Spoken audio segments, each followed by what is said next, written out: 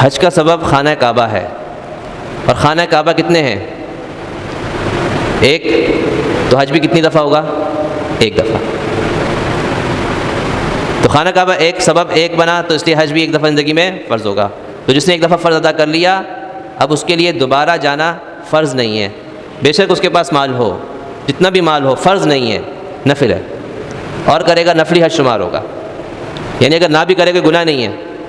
ہاں، ایک دفعہ جو فرض تھا وہ نہ کیا تو گناہ گار ہے، اور اس کو زندگی میں ایک دفعہ کرنا ضروری ہے۔ اس سے متعلق میں نے مسائل پہلے بھی ذکر کیے ہیں، کیونکہ حج کا ایام ہے، تو چند اس سے متعلق باتیں یہ ہے کہ حج فرض کس پہ ہوتا ہے؟ ہر صاحب نصاب پر ہوتا ہے۔ اس کا نصاب کیا ہے اور کتنی چیزوں کو دیکھا جائے گا حج کی فرضیت کے لیے؟ تو یاد رکھیں کہ 5 چیزوں کو حج کی فرضیت کے لیے دیکھا جائے گا۔ سونا ہے، چاندی ہے، نقدی کیش ہے، تجارتی مال ہے، ضرورت سے زائد سامان۔ یہ 5 چیزیں کسی کے پاس ہیں، ان میں سے کچھ چیزیں ہیں، اور اس کی مجموعی مالیت اس کے پاس، اس کی ملکیت میں اتنی ہے کہ جس کے ذریعے سے وہ اپنے حج کے خرچے کو پورا کر سکتا ہے، اور جتنے عرصے وہ حج میں گزارے گا اتنے دنوں کا اس کے گھر والوں کا خرچہ بھی اس کے پاس ہے، تو ایسے شخص پر حج فرض ہو جاتا ہے۔ آج کل عام طور پہ حج جو ہوتا ہے وہ 40 دن کا ہوتا ہے، اور اس سے شارٹ 20 دن کا ہوتا ہے، اس سے چھوٹا 10 دن کا بھی ہوتا ہے۔ تو اگر وہ 40 دن کے لیے جا رہا ہے تو 40 دن تک کا اس کے گھر والوں کا خرچہ بھی اس کے پاس ہے۔ مثال کے طور پہ اس نے اندازہ لگایا کہ اس کے گھر والوں کا 40 دن کا خرچہ 40,000 ہے، تو حج کا خرچہ اور ساتھ میں 40,000 روپے جو اپنے گھر والوں کے خرچے کے طور پہ دے کے جائے گا، اتنے پیسے اس کے پاس موجود ہوں تو اس پہ حج فرض ہے۔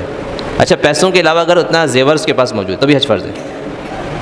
میں نے کہا صرف کیش نہیں دیکھیں گے ہم گولڈ سلور بھی دیکھیں گے۔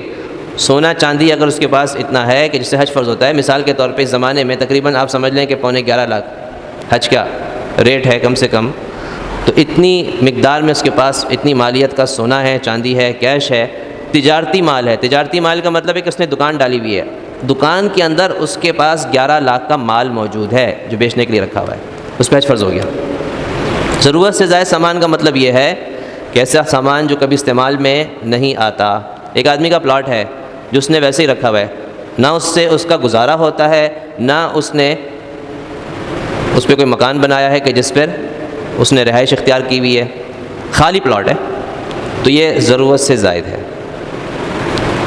ایک آدمی کے پاس پلاٹ ہے نا، کتنے کا ہے؟ 20 لاکھ کا، 12 لاکھ کا۔ یہ 12 لاکھ کا جو پلاٹ ہے، اس پلاٹ کو نہ اس پہ گزارا ہو رہا ہے کہ اس سے اس کو کرایہ وصول ہوتا ہو، جس سے اس کو گزارا ہوتا ہو، اس نے ٹھیکے پہ دیا ہو کاشتکاری کے لیے، اور اس سے جو ٹھیکہ اس کو جو پیسے آتے ہیں اس سے گزارا ہوتا ہے، یا خود اس پہ کاشتکاری کر رہا ہے اور اس سے جو اس کا غلہ اگتا ہے اس سے اس کا گزارا ہوتا ہے، تو ایسی صورت میں ایسا پلاٹ تو ضرورت میں شامل ہے۔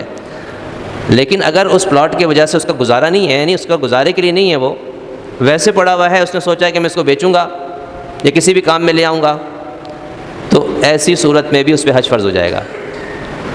اگر حج کے دنوں میں اس کے پاس یہ پلاٹ موجود ہوگا، جب حج کی درخواستیں جاتی ہیں تو اس کے لیے پھر حج پہ جانا فرض ہو جائے گا۔ ابھی ایک بھائی ہیں یہاں پر، ان کے پاس زیور، اب وہ زیور بیچ کے حج پہ جا رہے ہیں، کہہ رہے ہیں میرے پاس کیش نہیں ہے بالکل بھی، لیکن حج مجھ پہ فرض ہے، وائف پہ بھی فرض ہے، زیور موجود ہے۔ اب انہوں نے ارادہ یہ کیا ہے کہ میں زیور بیچوں گا، آج وہ شاید مارکیٹ گئے ہوں گے معلوم بیچنے کے لیے یا ریٹ لینے کے لیے، اور اس کے بعد میں جو پیسے ملیں گے ان پیسوں سے میں حج پہ جا رہا ہوں اپنی وائف کے ساتھ۔ آدمی سوچے یار میں زیور میں کیوں بیچوں، کیسے بیچوں؟ آدمی کے تو زیور میں تو جان اٹکی ہوئی ہے، آج کل جان اٹکی بھی ہوتی ہے، اس کو تیار نہیں ہوتا نکالنے کو۔ اس نے کہا بس چونکہ کیش نہیں ہے، حج فرض ہے، تو کوئی نہ کوئی صورت تو اپنانی ہے نا، اب یہ سوچا ہے کہ میں زیور بیچ کے جاؤں گا۔ تو جس کے دل میں اللہ تعالیٰ فکر ڈال دے کہ اللہ کو کل جواب دینا ہے، اللہ نے ایک چیز مجھ پہ فرض کر دی ہے، تو پھر وہ اس کو بھی نہیں دیکھے گا کہ میں زیور بیچتا ہوں تو اس سے میرا کیا نقصان ہوگا،